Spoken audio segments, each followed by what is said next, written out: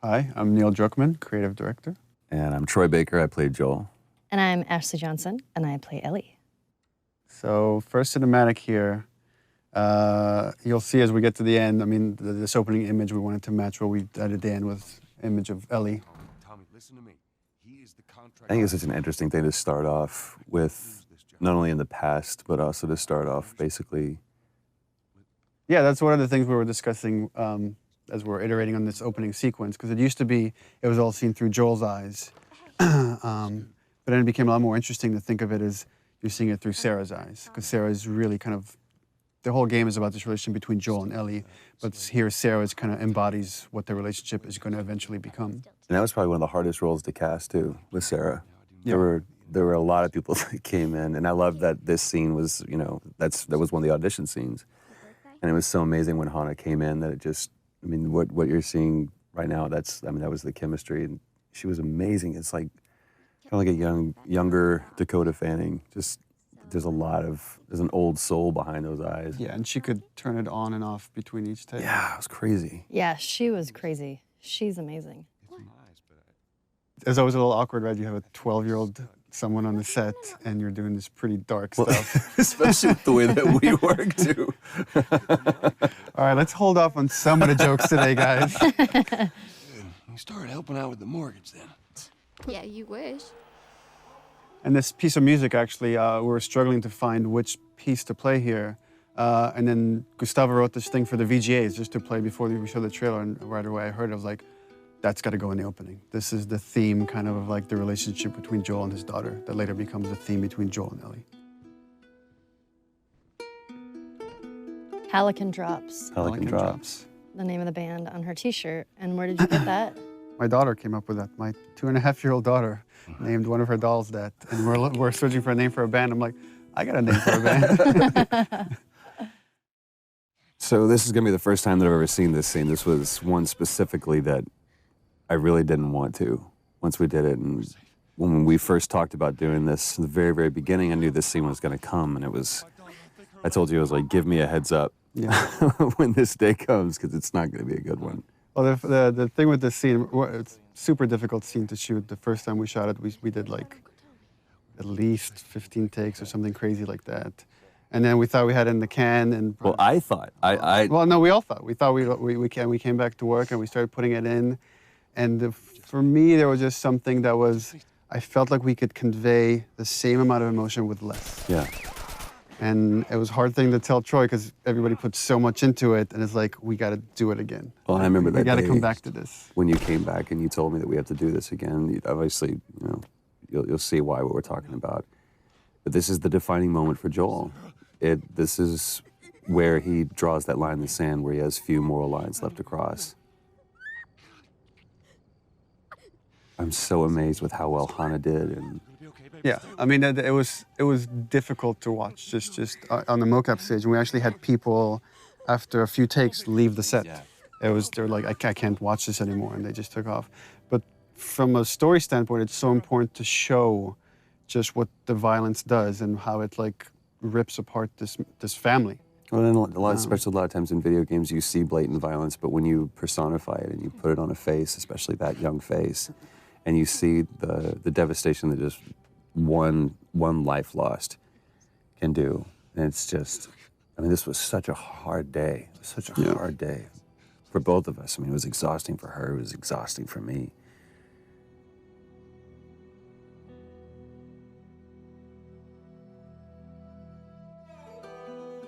So the opening credits, the thing with the opening, initially we didn't want to do opening credits, didn't even have the idea for this, but the jump felt too sudden to go from Sarah dying to then 20 years later. And making up. We found that when people watch it in succession, they're not paying attention when we start introducing Tess in the world because they're still recovering from Sarah dying. So we're like, okay, well, let's have this opening sequence that can kind of help bridge the gap.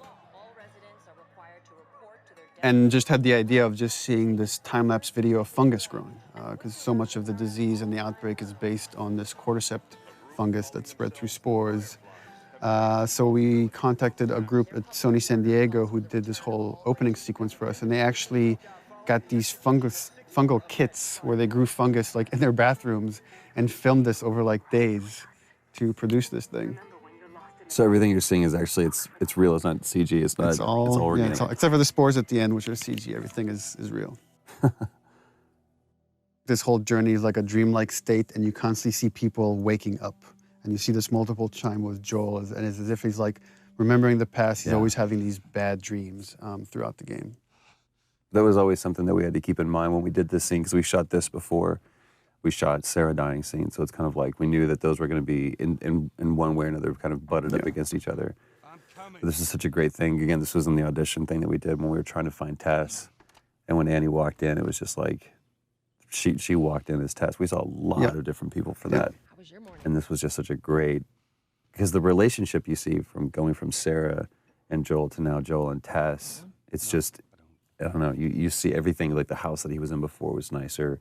He looked nicer, and it's not just the years have passed, but those years that have passed haven't This been also kind. gets into something interesting for me as a writer, which is you have a certain notion of characters or how you want the structure to be, and then once it's interpreted through actors like Troy, it changes.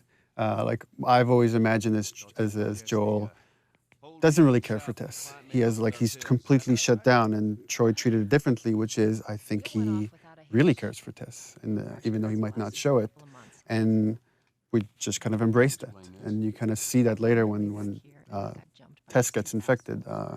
That wasn't how the scene was originally envisioned, that Joel has such a reaction, but it became a lot more interesting to own that. Well, and also how much this relationship changed over, I mean, time and different writing iterations and just conversations that we had about this. Even, within just in the last month or so, we've had conversations about this. It's like, what is their relationship? Because we never define it. I think anybody else would have put it on the nose, they're lovers or whatever. There was one note that you gave, it's like, for one specific take, and it said, let's just assume that there was a fight last night over what, we don't know. This is that moment afterwards. So it was like this awkward tension between the two of us. But there's no like loving embrace, there's no kiss that Joel and Tess have. It's just such an interesting relationship. And the challenge was to try to, how much can we convey just through nonverbal interaction? Right. Our first torture scene. And it's with the lovely Robin Atkin Downs, which I was just joking and saying that it's not a Naughty Dog game if Robin isn't getting the shit kicked out of him. He's been in every game since Uncharted 1. And we just put him through the ringer on this one. Poor guy. It was important to show just how far Joel has come, from the father you see in the opening sequence to here is a man that is willing to torture someone to just get But it's what so is essentially interesting. money in this world. Right, but it's interesting because he's like that brutal enforcer. It's kind of like that scene in LA Confidential where he's Russell Crowe. She's running the show. She's the dominating one, and I'm just brought in to be the She's muscle. the brains of the operation. Yeah, clearly. Stop! Quit your squirming. That's all Robin's expressions too. It's so great. They did such a great job with the facial. Yeah, it's important to note also, all the facial is hand animated. We don't use any facial mocap. We find that we get better results with our animators. And it almost becomes one-to-one. And it's just genius. Here it is. Wait for it. Give me a week. I might have done that if you hadn't tried to fucking kill me. Vote of hesitation. It's gonna cost you. I can't. We re-edited that. We used to show the break, and actually it was less brutal than when we didn't show it. When you didn't show it? Yeah, when it's left to your imagination, it's a lot worse. Yeah, but just you can see the way that his arm's positioned.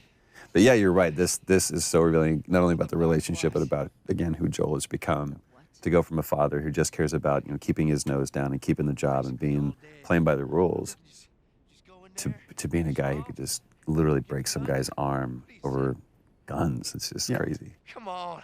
Yeah, fuck those fireflies. Just go get them. She loved doing that scene too. Annie loved that. She tried not to smile every time. And I love it's just business as usual. It's back to it. It's like, all right, so now what? And we're about to meet the very talented Merle Dandridge. Ah, Merle. Now, here's something interesting about this. Again, going back to the audition, that process. We saw a bunch of different girls, even girls that we had originally seen for Tess, we brought back to see. And they're all really Marlene. good. They're fantastic. And then Merle came in and just, And there I was wasn't, no question. and I wasn't there for that. And Ashley can chime in on it. Or no. Ashley was part of the audition for Merle. When she came in, it was hands down. Yeah. It's like, that's Marlene, come on. It's funny that all three of us knew like right away that, yeah, she needs to play Marlene. But you said we ended up setting up a special thing just for her. Yeah. Because you're like, you've got to see her. I want you to Yeah, see her. we had callbacks, and she was busy. She couldn't make it. And we had a special day of callbacks just to bring her in because we felt really confident that she could do it. 'Cause I felt like she was the only one who didn't play it all either super tough. Or street, yeah. Yeah, she kind of had Yeah, the she perfect really straddled that combination. line. It was so great. But we did that first scene in the audition, literally first take, first scene.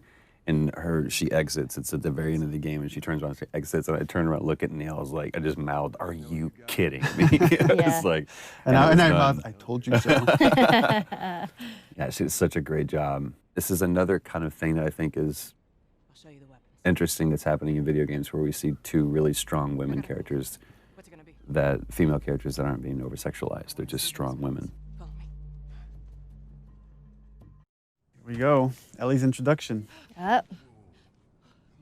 And this stuff is all shot out of sequence. So it's I don't know, maybe you guys can talk about the process of how you get into that state. I'm trying to remember that. I just really like the fact that the first time you see Ellie, you see her knife first. Right. I just think that's You see that kind of she's a awesome. fighter. Yeah. I forgot that was the first time that you saw Ellie. That was the first scene. That just from the get-go, she's fighting. Yeah, and it's not just she's fighting because she really cares for Marlene. That's kind of Yeah. the crux of this, is that you see these two characters really care for one another. And I love in such a short time you see between Marlene and Ellie, there's this connection that's so Right. important, because that has to carry through to the end of the game when Marlene shows up again. Well, even like just the positioning of the two people. I mean, it's Joel and Tess versus Ellie and Marlene. And just like, it's so interesting watching, right, Joel here doesn't even make eye contact with her. He doesn't even acknowledge her existence. Right. She's not crossing to that part of town. I want Joel to watch over her. Whoa, I don't think that's the best Ellie. idea. Our first fight. Here we go. Bullshit! I was close with his brother Tommy. Said if I was ever in a jam, I could rely on him. Was that before or after he left? Just reminding the player, like this guy you saw in the beginning, Joel's brother, he's changed too, and he's been involved. Yeah. Just get hints of, There's a falling out between the two yeah. of them. And it's just, as you go on, you're starting to fill in that 20-year gap. Just cargo, Joel.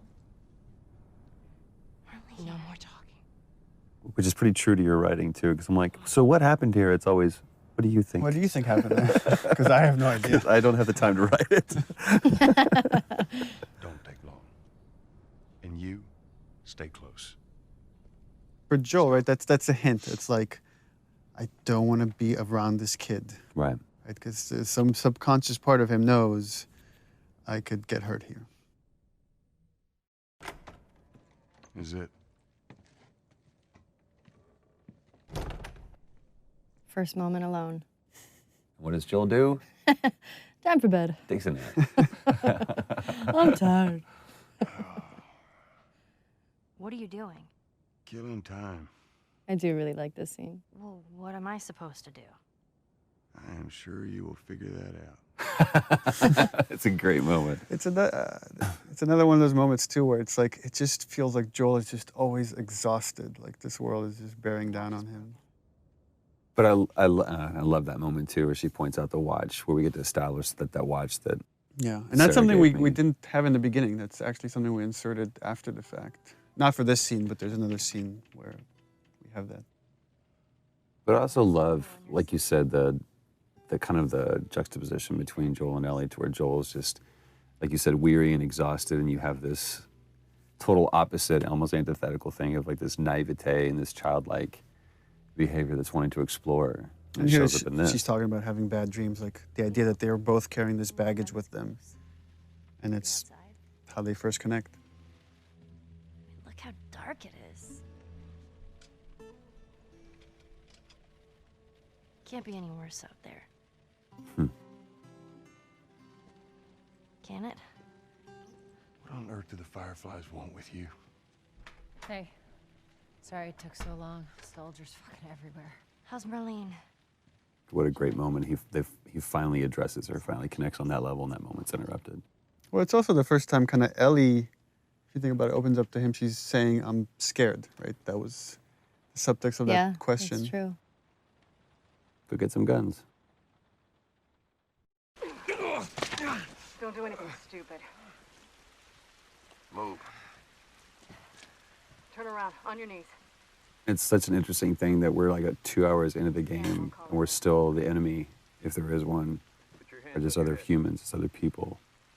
They're on other sides of the law, but there's no infected, there's no clickers, there's no anything. Look the other way. We can make this worth your while. Shut up. Tired of this shit. What's the ETA? Couple minutes. I love the attention to detail, the rain falling off their faces. She's the one that strikes out first. Then it's interesting how Joel instinctively, when a gun is pointed at Ellie, he acts. Yeah. Again, there's something subconscious that he feels like he has to protect this girl, even if he doesn't realize it yet. Here it is. Jesus Christ. Marlene set us up? So this is starting to build up that conflict between Joel and Tess. Yeah. And this is something we struggled in the story for a long time, is like, how do we motivate this guy that shouldn't really want to do this mission? How do we get him to take on this mission to carry Ellie across the country? And it was through Tess. So if we get Tess to really buy into this thing, and then we, Tess gets infected, then she can convince Joel to take this on. At least initially, at least until we can spend long enough time with Ellie so they can connect. Yeah. And then it becomes about something else. I'll also say, Ashley, when we were doing this, the way that you conveyed fear, because that's a very scary situation that you're in, because you felt like your back was against the wall. Yeah, this is where this is where we kind of show you the difference between Joel and Tess. Yeah, because you're starting to see Tess really kind of buy into this, and you see some hope. Well, the thing I like about your performance here is you really get the sense of the conversation she's had with Marlene and the struggles she's been going through the past 3 weeks. She said that they have their own little quarantine zone with doctors there still trying to find a cure. It's where you see just deep inside how much Tess is desperate for any kind of redemption. Whatever happened to me is the... Remember, Ashley, we were talking about the scene and the idea that Ellie's not sure she believes in this thing. She feels this whole thing is insane and ridiculous. I remember that. I believe the direction I gave you was like, imagine you're giving yourself a compliment. Yeah. If you as a person in real life found out you were the cure for mankind. I'm kind of awesome. Yeah, you apparently, wouldn't. so And I am the especially Messiah. in that 3 weeks, you wouldn't, it'd be hard to own that. All right. Now watch your step as you're going out, because it's going to be a little... Little brat. I love the dynamics of this scene where it's like Tess has this secret, right? She's bitten. She's not telling Joel or anybody yet. Joel here for the first, again, he's connected. He can't help it. Oh, is that everything you hoped It's the first time he's like saying something semi-nice to Ellie. But there's still this layer of cynicism behind it. Can't deny that view. Come on, this way. He gets taken away by that childlike wonder. And this is something we added after the fact, the watch. The watch wasn't, we didn't have the watch at the time. Yeah. And Joel was just crossing his arms, and I asked the animators to like, oh, could you just flip his wrist and have him look at the watch? Yeah. This moment is reminding him of Sarah. Yes, ma'am.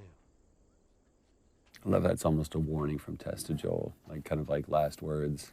It's like this determination, and you're not sure why. What's Yeah. different now, Tess? No. No, no, no. Tess's desperation. What happens now? I love and it totally comes across without many words or anything, just through the expressions on Joel's face, which is, I've put up with this long enough. Right. This is over. I've indulged you enough, Where's Tess. this lab of theirs? Oh, she never said. She only mentioned that it was someplace out west. What are we doing here? This is Yeah, not. that calm, pacifying, trying to talk some sense into you. I know that you are smarter than this. Really? Right. Guess what? We're shitty people, Joel. It's been that way for a long I time. love the fact that her character, It is over, Tess. she knows she's gonna die any minute, but she's still holding on to so much hope Go Yeah. home. I'm not that, well, she's different. going anywhere. Right. Look at her bite. The world could still change. And it's kind of this theme that, like, this idea of, I've done all this crappy things, but it's all okay if I could do this one thing right. Right. And then that kind of moves over to Ellie. And we see that theme later when Ellie, like, talks about it can't be for nothing. I got to point this out. Everybody else, because this was a part of the audition scene too, everyone else did that "don't touch me." They screamed it out. And I love the way she did that, where it was like that first, "don't touch me." And it's Yeah. just that realization. And I love the fact that Ellie's the one that figures it out, not Joel. Oh, Christ. And again, the back and forth Annie's doing between this freaking badass to such vulnerability and constantly jumping back and forth. And she brought that every take. We're all like, because every take she's like full on crying by the end of it. She's incredible. You're right. She's such a badass, but she was so vulnerable at the same time. It's just such a, Shows Hard two thing to sides of the play. same strength too. God, I'm such an Annie fan. You have to feel some sort of obligation to me, so you get her to Tommy's. I remember you coming out of a take, and Troy's like, look at me, he's like, you don't understand. You're not right there staring into her eyes. Yeah. I can buy you some time, but you have to run. You want us to just leave you here? Yes. There's no way that... This moment where, like, Joel's like in denial. It's like, there's something I could do. They're not even understanding, like, she's gone. She's already gone. There's nothing he could do right now. And also, she is just laser-eyed on Joel doing that, even though she's talking to Ellie. No, just go! This fucking... Tess has to snap him out of it. It's like, you know that you have to do it. Ellie. And I believe this is the first time Joel refers to Ellie by her name. I don't think anywhere else in the game he does that. Beforehand. And again, it was important to stay. We stay with Tess, just showing. Here's her emotions finally coming through when Joel is gone.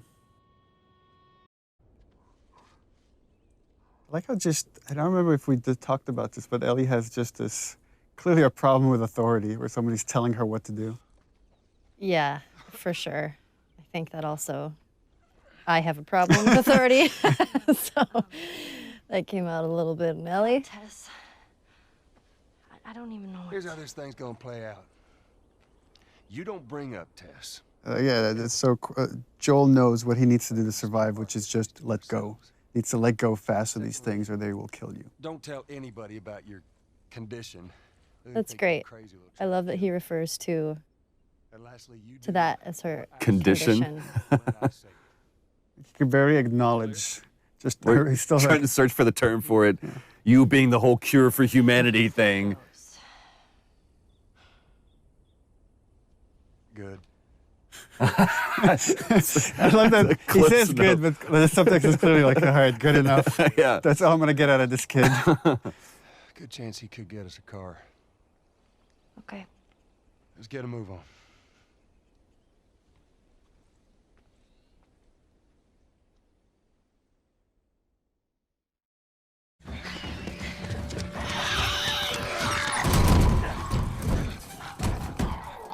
Hey, it's Bill. Lovely Earl Brown.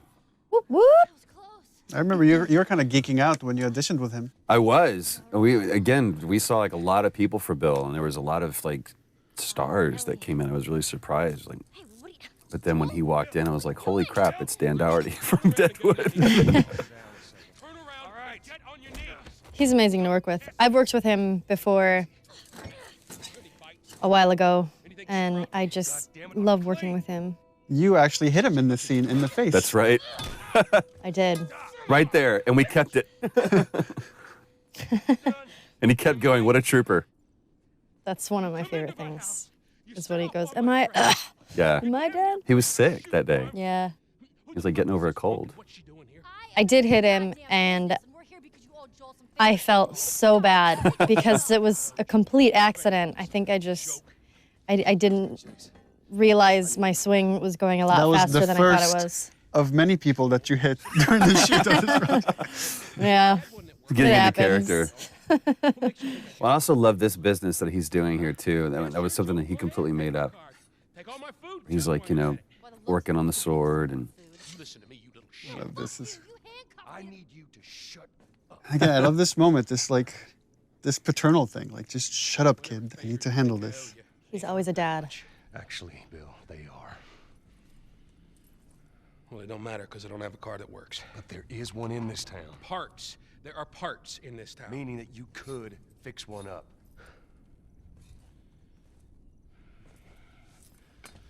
All right. It gives in. And I love just taking that time, take that pause. All right. It's on the other side of town. Now you help me go gather it, and maybe I can put something together that runs. But after this, I owe you nothing. That's fine. A couple days from now, we'll probably be dead anyway. And it's like opening handcuffs, but again, I see it as this almost tender moment between Joel and Ellie. Stay right on my ass. Can't miss it. Another great Ellie line. Smart ass. Remember the rehearsal for all these scenes? So we would shoot these things in chunks. So we'd bring like Earl in and Ashley and Troy and just shoot we're going to shoot the whole Bill sequence. And talking to Bill, and he's about to talk about a partner that he's had. We've talked, there was a question that brought up, is like, what kind of partner is this? And Earl asked, is Bill gay? And I said, well, he could be. I mean, it's really up to you. Well, no, you gave the standard response of, What do you think? Because I really want him to own it. I thought he was when I wrote the part, but I really wanted the actor to own it, and he did. I mean, he made that decision to make him a gay character. And again, it's not something we ever explicitly say, except for the magazine that Ellie steals. Right. But again, instead of making that a point in something, it's just a cute little piece of exposition. Let me tell you a story. Well, and from a narrative structural standpoint, what Bill is there to show is, here's what happens when you survive on your own in this world. It's like you're alone and miserable and a little bit crazy, and it's what could happen to Joel if he keeps going down this path of just doing whatever he takes to survive. So you know what I did? Wisen the fuck up. And also, Bill is there to kind of give Joel the warning. It's like, you go down this world, you care for people, you will get hurt. Hey! What'd I say to you when we walked down the steps? And that's where Ellie has stolen a bunch of Bill's stuff. I love that flips him off. God damn it. You keep babysitting long enough and eventually I love that line of fixing the stupid pile. Because I feel like that's something a kid would say when you're trying to cover, when you're Right. nothing specific. I was just stealing all your stuff. Fix the pencils over here. Oh, this is the one where we abused Troy. And I was like, you have to fly face first into the ground. And he's like, but I should roll. No, fly face first into the ground. It was like, well, if I roll this way, then actually, they're like, it looks too ninja. We can't do it. So I literally just had to eat shit time after time again. It's like seeing stars. It was great. Please tell me you're done. Yeah, just you guys are acting against nothing. There's nothing there. That's something we always had to remember, was bring the tension back.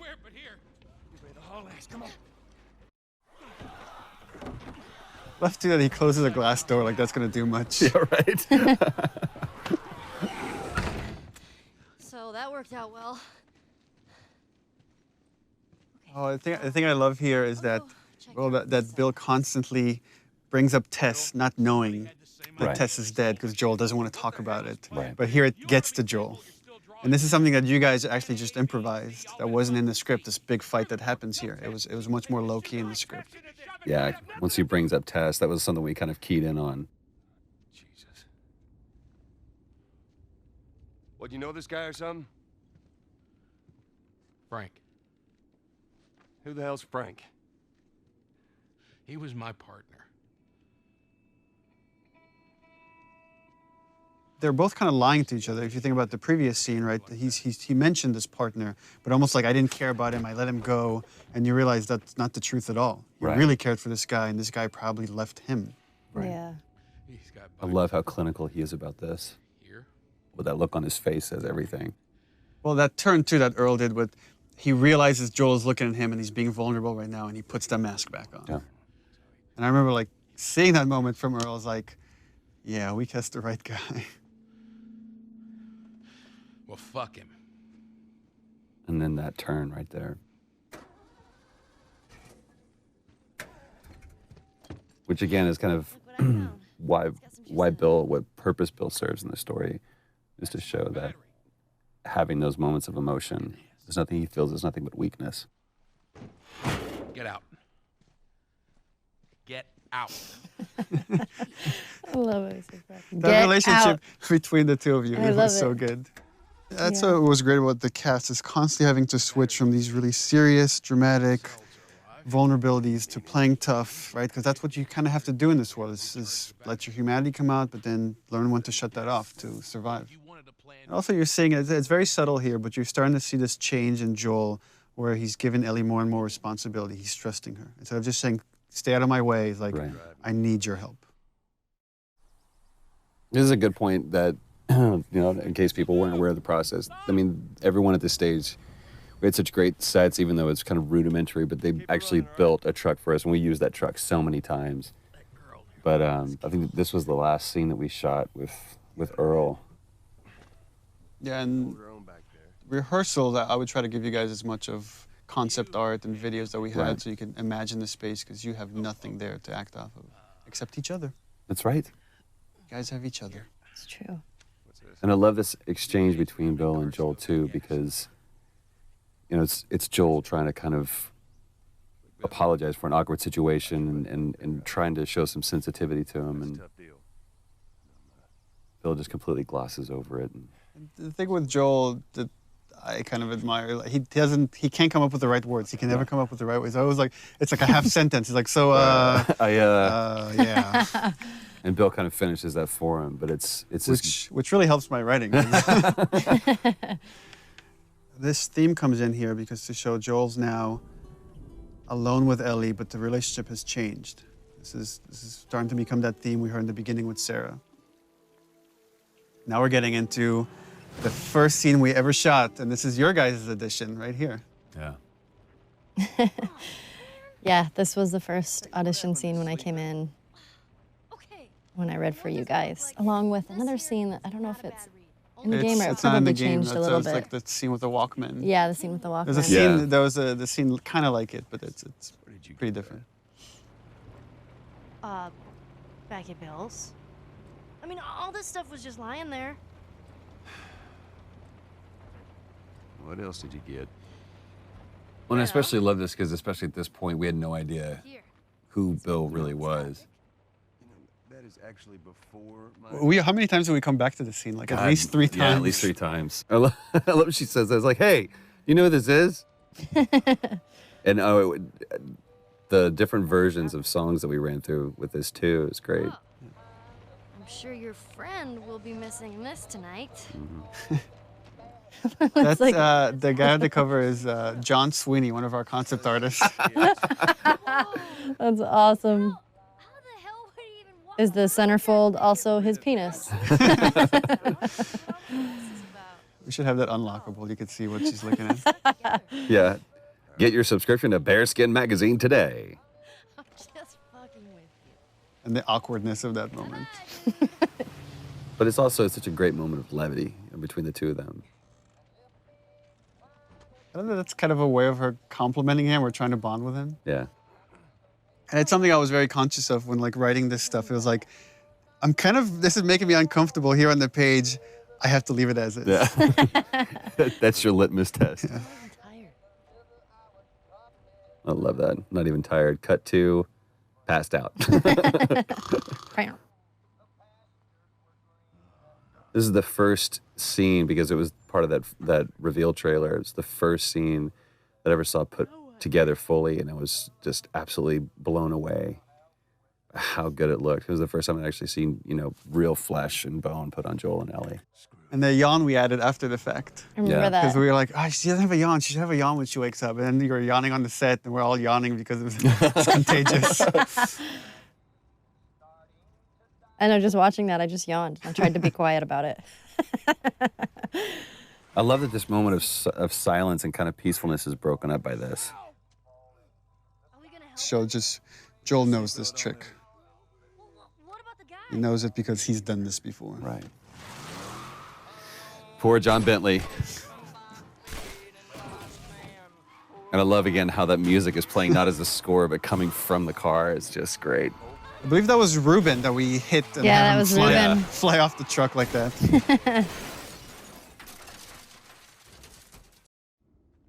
This was also the first really dramatic scene we shot, and it became kind of the touchstone for how the characters should look when they're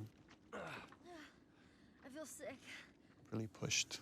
It's so interesting when she's, you know, again, it's this moment of vulnerability when she says, I feel sick, and Joel's, again, being very didactic and pushing her away. She stands up for herself. This is the first time she stood up for herself. How about, hey, Ellie, I know it wasn't easy, but it was either him or me. And I love that line, Saving my ass. you know, it's either him or me. Come back to that. And he can't do it. He can't admit that she saved his life. Lead the way. So this is, in the story, the first time Joel really is trusting Ellie and seeing her as pretty much an equal to him. That he has to rely on her to survive in this world. This is one of the first cinematics that we saw too, and we just, Yeah. it's still one of our favorites. We keep coming back to it and laughing because I love this exchange between the two of them. What about me? You stay here. This is so stupid. We'd have more of a fucking chance if you let me help. I am. You seem to know your way around a gun. You reckon you can handle that? Well, I sort of shot a rifle before.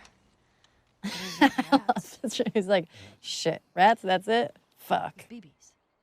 I love that line. Oh, shit, here's what we gotta work with. We usually avoid these kind of cameras that rotate around something that are trying to do too much, but it felt like this moment kind of needed it.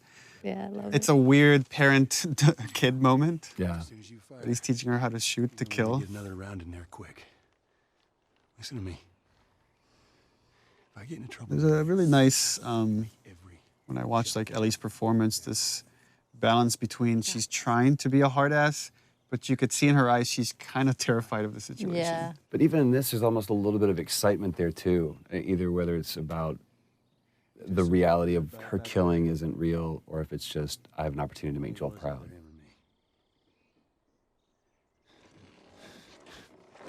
Opening up, opening up. You're welcome. Such an interesting look on your face here, because it's almost like I did good, but then you feel horrified by it. So interesting. It's like, even though Ellie's used to killing, used to seeing this stuff in this world, it was still important to show this is having an effect on her. Right. And you're going to see that kind of carry throughout the game. Well, it also kind of carries over into this moment as well, too, because I realized what I just put her through. And I love the way that, you know, we took that away from her. It's like almost gingerly. It's like, give me that. It's like, you can't really compliment it because... Right. You it's did just what good. you Yeah, have- there's no yeah. pat on the back. Yeah. But then I turn around and I give her this. And it's like a little more you said, there's a sadness to it. Yeah. It's sad that in this world, these are the things that you have to bond over. Like, here's your gun. And that's the reward. Yeah. But that knot of understanding is great. Brandon and Najee. There you go. Yep. Brandon, I think, had the hardest audition of anyone. Yeah, no kidding. Because I literally almost took off his head. Not in this scene, not punching him. That fortunately was done by Ruben Langdon, who can punch way better than I can. Leave him alone. And Najee, too, when he came in red for Sam, that had that... It's all right. They're not the bad guys. Lower the... Just this kid that's kind of terrified to live in this world. Yeah. Man, you hit hard. Well, I was trying to kill you. And these two characters are really showing... They're kind of a mirror of Joel and Ellie's relationship. If you haven't noticed, they don't keep kids. And it's another warning for Joel, like this whole arc for Henry and Sam of what's going to happen if you stick with this girl. You're going to go through what these two characters are going to eventually end up. I do like that Sam is a character that seems genuinely scared, because a lot of the other characters can tend to be a little bit more badassy. Right. And he's young and he's scared. And I Also, love that. to me, he also comes across very sullen. Like Yeah. there's like just a little glimmer of hope and joy, but it's almost like anytime there is a moment of that, then Henry kind of takes that away from him. It also gives Ellie an opportunity to play a mentor of sorts for him. Yeah. Be safer if we chat there. All right, take us there. Welcome to my office. One thing that I think made Brandon such a great choice for this, and the right choice for this, is this scene about how much he owned it and the pride that he had in showing off this wonderful camp that they had made for themselves, and kind of like trying to impress Joel, and Joel just very nonplussed about the whole thing. He's like, oh, good for you. Yeah, you've done this. And relax. We're safe. Well, the interesting thing, the way I read it is like Joel is impressed, but he's not. He's trying not to show it. He's trying to still test this kid. But there's a lot of he sees himself in Henry. Yeah. Very, very much so. And this is, I remember we going back and forth about this because. Oh yeah, because layout changed. Because initially they were going to go through the camp at night, and then we had to change the layout, so we had to go in and re-record these lines. Well, and there's something on the reverse that it doesn't really matter, but when we shot this, the entire time that he was laying out this plan, I was just looking at him because I was like, I really care about your plan, kid. I care more about you. It's kind of like poker. You don't play the cards, you play the man. Again, one of those fleeting moments where kids can be kids. She doesn't seem bothered by all this. Such a powerful line. And Joel completely just dismisses it. You guys were actually doing that in the background while we were doing this scene. This was so great. It wasn't like shot separately. I know, we were just fooling around. You guys like, shut up. It just seems like there's a lot of people putting their stock on the Fireflies these days. Yeah, maybe there's a reason for that. So you don't know. I love this standoff, even though it's a sit-off almost between the two of them, where Joel's just pushing him for information just to see where this kid's grounded. Easy.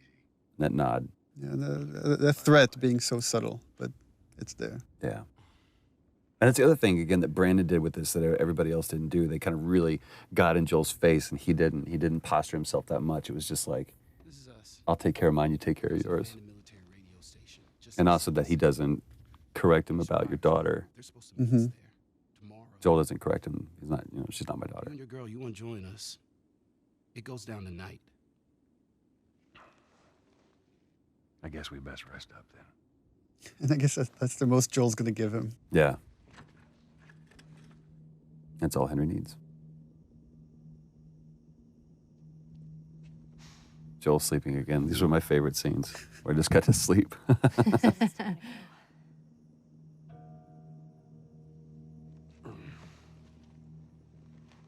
No, we're going to be moving fast, okay? And the idea of these two pairs that are coming together. God, they were just such great brothers. Brandon and Najee did such a great job together.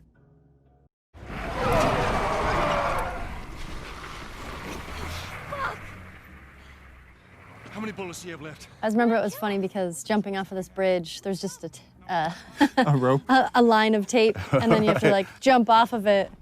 Because we were both stepping over it at first. They're like, no, this is like 50 feet down. I was like, so we got to do a whole thing. It looks ridiculous what we're doing. It's like, with our arms above our head. I know. And this part where you're in the water, we had you on a cart. That's right. And they we were like just pushed wheeling you around. across Yeah. mocap stage. It was actually pretty violent being on that. It was. It's pretty scary.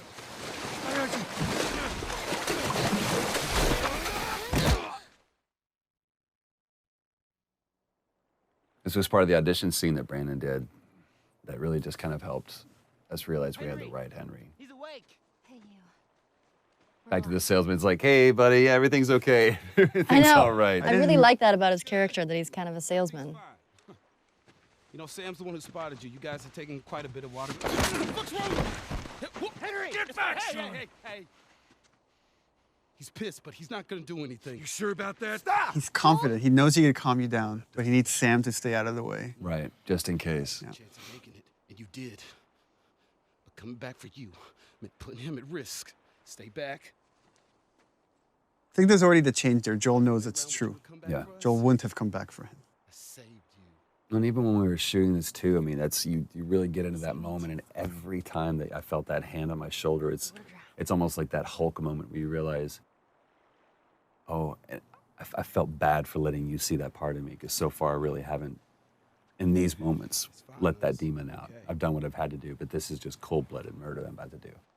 The thing with Henry, which Brandon really brought to it, which is making light of everything for Sam. Everything is done for Sam. Right. I think he really is intimidated. He is scared in the situation, but he's making light of it so Sam isn't as scared as he is. Because the second that Sam sees that he's scared, Innocent will be scared. Silver lining kid. You're gonna be really happy you didn't kill me. This is the longest Short cinematic scene. in the game. I had to fit that in there. Quit this place from this, since we had it in the first trailer. I can't quit you. I remember when we first, the very, very beginning of this, when we like did the first table read through this and everything, and we talked about, I asked if there was going to be a moment of just a light shining through in this darkness, and you talked about this scene, and at that point it was just really kind of just real easy brush strokes of what it was going to be, and it really came into fruition and became this Well, all the characters here have their guard down. It's kind of unique, because usually somebody's lying or somebody's hiding something. Right. And here's like, everybody has their guard down. They're just talking about motorcycles. You two deserve a little privacy. And you were really giving too on this. We spent a lot of time on this, and there was this one scene where you just kind of let me ramble about, you know, to where we really feel like we're coming midway into a conversation. I don't remember what was said, but it was just this cool moment. But you went more into the details of like with Tommy and where you went and the States and all that stuff. I think that really helped kind of make this, the following takes much more natural. Right, without all the rest of that stuff, the preamble being there. But I love the turn that he gives right here. It's like the kids have gone to bed now, and we can just talk like adults. Worst part about it all. Animation and lighting, right? If you don't capture these looks in the eyes, this scene doesn't work. Right. The thing that I love about this is that he's set up a little office for himself, kind of like what Henry did. You know, it's this, I'm being official, trying to be a grown-up. But he's still a kid, and we see it in this moment. I really enjoyed working with Brandon and Najee.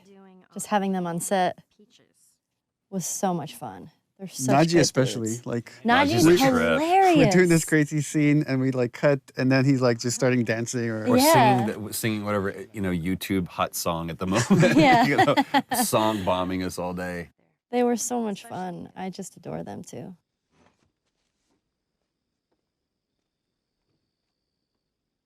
Is everything all right? You got an opportunity to put so much of you into Ellie. That's just because I can't write, so I just listen to Ashley talk and then like, oh, that's a good line. Have a good night. That's giving me way too much credit. How is it that you're never scared? It's like Who says that I'm not? putting up the defense, making joke of it, as Ellie does.